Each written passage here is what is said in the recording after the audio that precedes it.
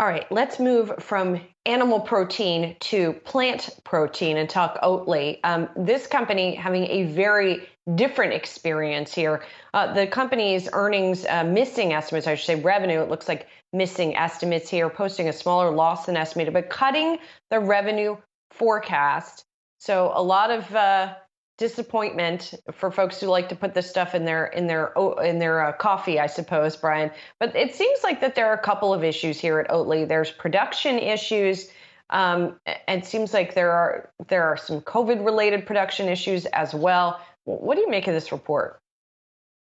Yeah, our producer Val is one of them. She has a whole freezer of this Oatly stuff Oh just my sitting in there gosh. waiting for her coffee. You know she does. But look, I think one of the reasons why you're seeing the stock under a lot of pressure here, all of your points are well taken, Julie. But if you go down and look at what they said about their guidance, they're calling out something in Europe that we haven't heard from Oatly before, noting that revenue might be starting to be impacted by higher competition. Now, I go down the oat milk aisles. We were joking about Val having a whole freezer of this stuff. I mean, I enjoy oat milk. There is a lot more competition down the aisles. And up to this point, I would say Oatly has been able to fend off a lot of new entrants into the space. But I think their guidance here may have spooked a lot of investors that for the first time, Oatly is really starting to come up against it. A lot of these new competitors, which in some cases are undercutting them on prices.